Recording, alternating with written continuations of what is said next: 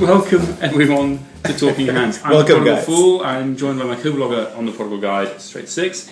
And tonight, I think I'm not exaggerating when I say that we have probably the most exciting Talking Hands we've ever filmed, right? Can we say legitimately it's actually a coup, isn't it? It is a coup, isn't it? It is a coup, because what do we have? Well, thank you to the very nice chaps at Times Squared who own and operate the Rolex store at One Hyde Park here in London. We have the brand new Rolex Explorer 2 white dialed. That's something. It's pretty stunning. I think we can safely say this is pretty extraordinary. Usually Rolexes don't get lent out. No, right? this is very hard to get your hands on. And I really want to thank the guys at Times Square for having the stupidity, generosity to lend it to us.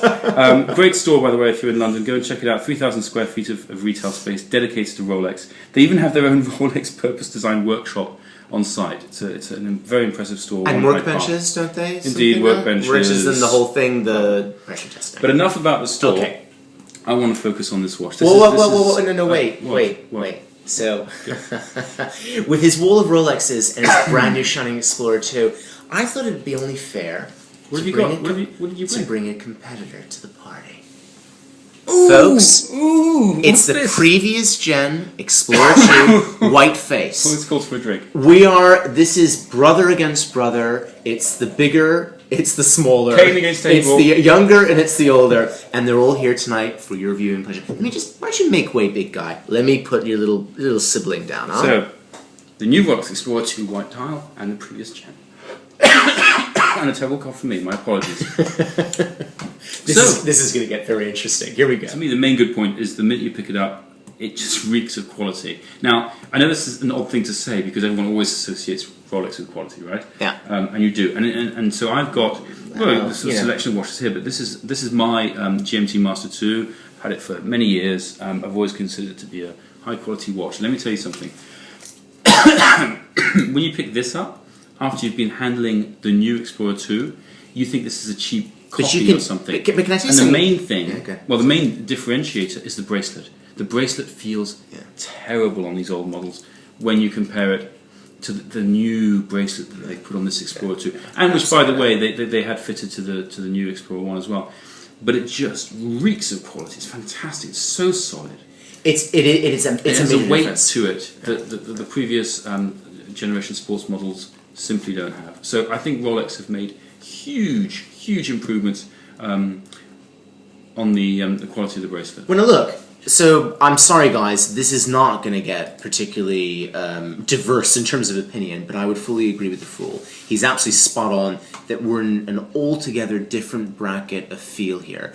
I'd actually add though a little caveat to that. I think it was high time that Rolex started taking their bracelets very seriously. Yeah, that's true. I mean, you have to remember that these are considerably, pretty expensive watches, right? And they were being offered with what a lot of people would argue were substandard bracelets. So, guess what? Good news is they're up to scratch.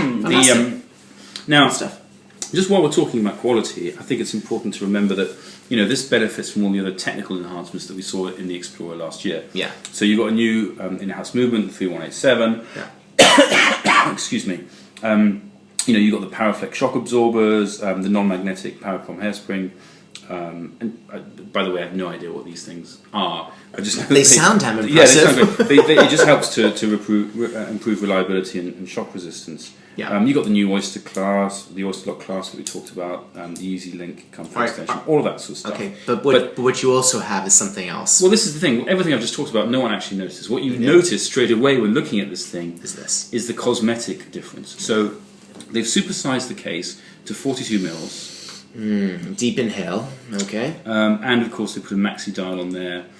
So your indexes, your hands, everything's larger to match. Okay. The other good thing that I think is worth mentioning is what I like about this is the first time that I can remember in a long time Rolex referencing its past with some styling cues. True. So they've gone back and they've looked at the original design of the Explorer 2 and they've tried to sort of mimic it in some way. So you've got someone argue that's a really big step for Rolex to take. I think it is a big step. That with a little bit of sarcasm. I know, but actually I think that is a big step because generally speaking, it's the whole debate about why they won't service their older watches. Right? Rolex almost seem to sort of ignore the fact that their vintage models even exist. Anyway, so they've sort of acknowledged their past here and gone back to it a little bit, and I think that's an interesting move for them. And I think it works, by the way. I mean, I think it looks up to date. It doesn't look sort of mock retro like some of these retro designs do. So that's the good thing from me. Yeah. Okay. And so I think from my side, I mean, to pick up on your, the points you're making about the design, so to speak. From my end, I think it's a valiant effort. I really, it's important that we do credit them for having bothered to take a look over their shoulder towards their incredibly rich past. Yeah, but all too often a lot of people are bitching and moaning because Rolex don't make what they used to make and they don't have the heritage they used to and they're totally disinterested in the vintage market. In fact, they'd love to kill it. That's the conclusion I get from a number of people I've spoken with now. But okay here, guys. Let's be fair. You picked up on something. You did an interesting job of trying to translate it. Now, that's it for me as far as the good's concerned. Okay. Well, you seem to be keen to talk about it. What's the bad? I am very keen to talk about it, and unfortunately, it's mostly because of what I have to say about the bad. So we both know it's a 42 mil.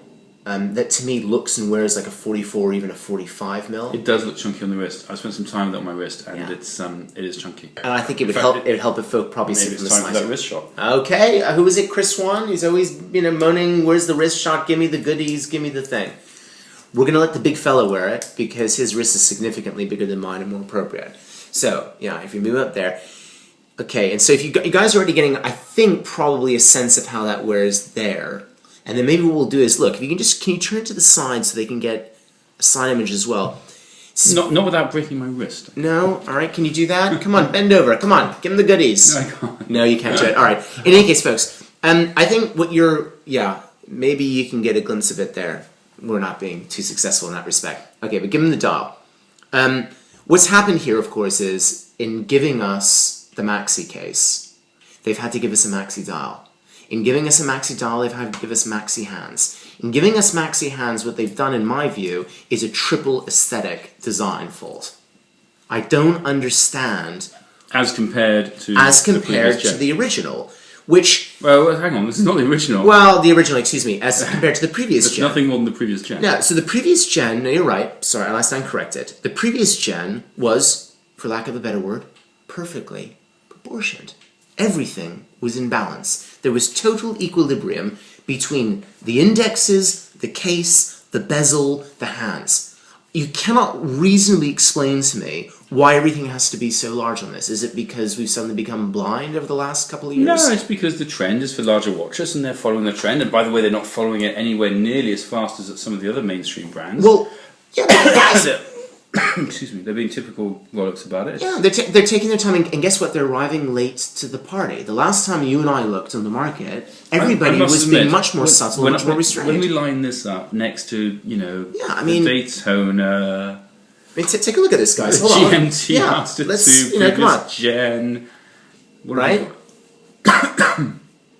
The sub... No, you got to bring it down. Is there space? Oh, is there space? Can we fit everybody in? Come on, let's a family shot. And even to be honest, this is the latest Gen Explorer 1. All right. But all right, so let's keep your GMT's in frame. Let's just, I wanted to show something.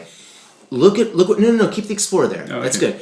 Yeah, I just want to show people what happened. Now you see the GMT Master 2, it's proportioned. It is in balance. For lack of a better word, there's harmony going on here. You pop over to the Explorer 1 and already you start to see what happens. This whole case is bloated with respect to the bracelet. And then you can remove the Explorer 1 now. Sorry, or actually even, let's take this buddy out. Put this guy in. Look what happens with the 2 next to it. Oh my goodness. Ooh! They're solid. Look what happens with the 2 next to it. Well, actually, I've got to tell you... Couldn't somebody press the stop button somewhere? No, hang on, I've got to disagree with you. I do struggle with the proportions of the Explorer 1.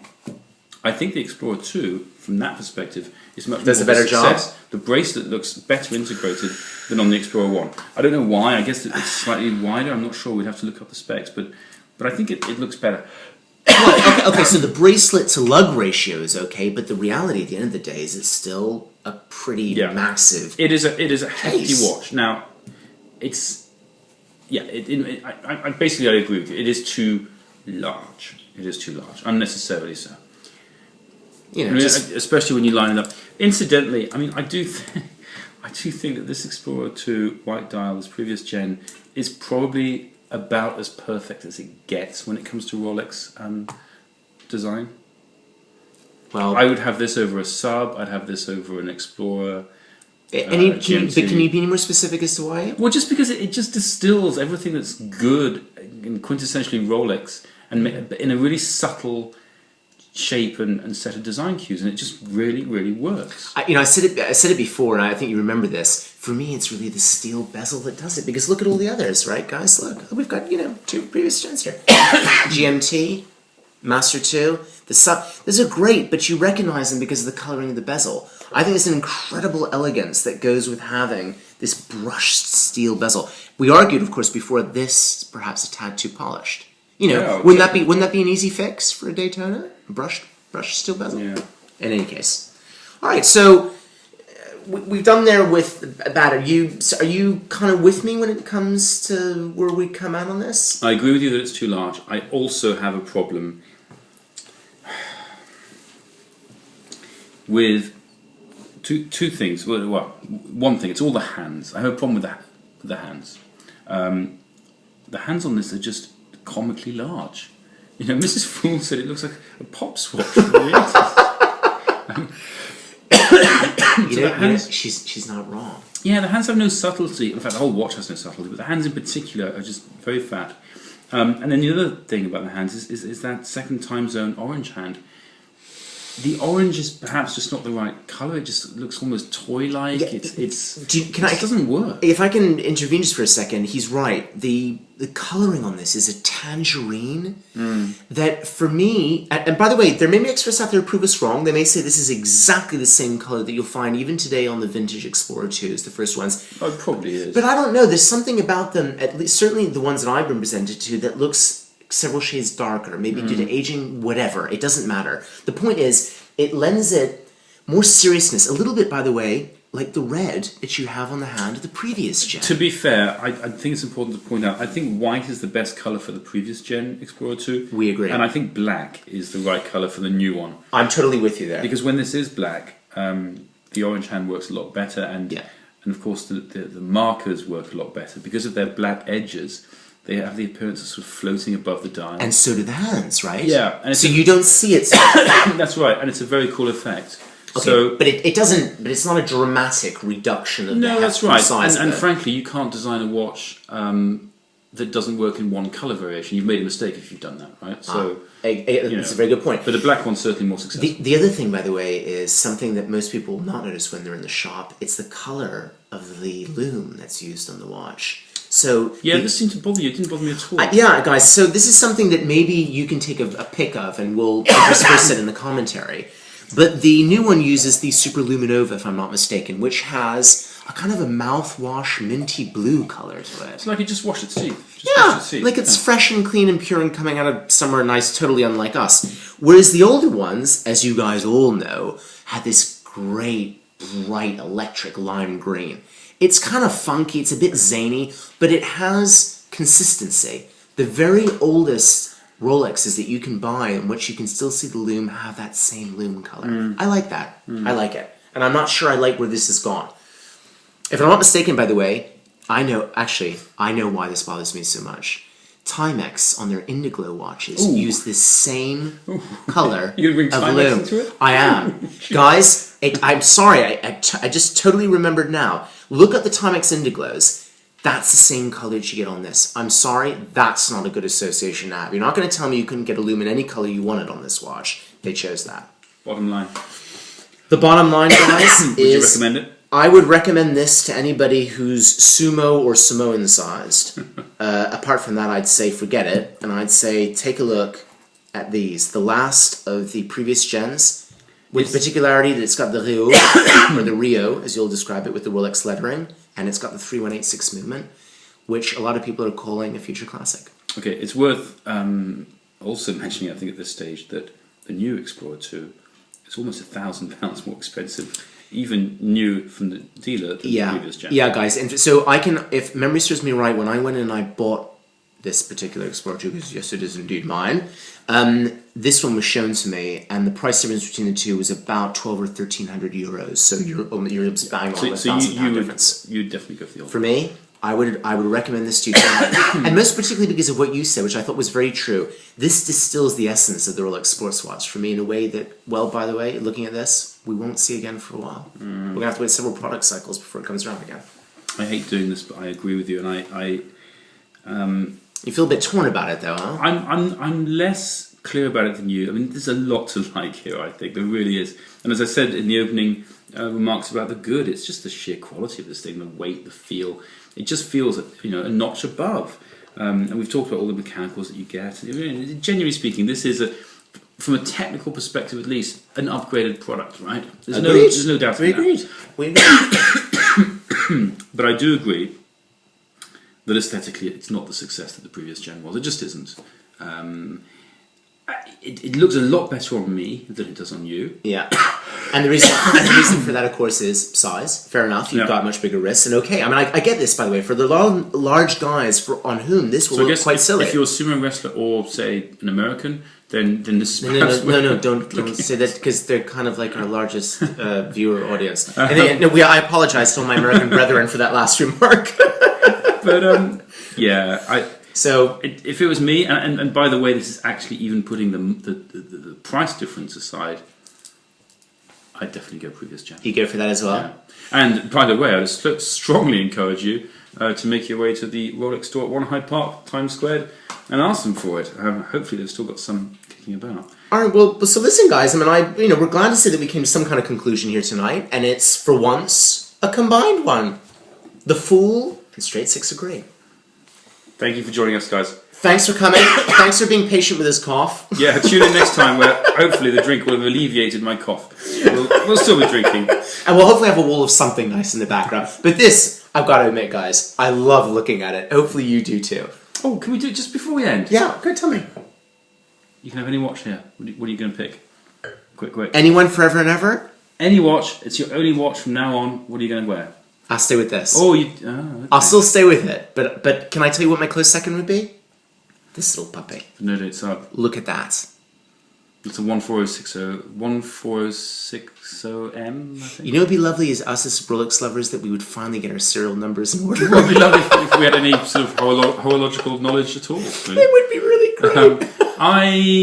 What would you do? Damn it, I agree with you again. Yes, I go for the Explorer 2 and the sub is second? No date sub was a close second. Anyway, thanks for joining us, guys. A pleasure. See you soon. Next time.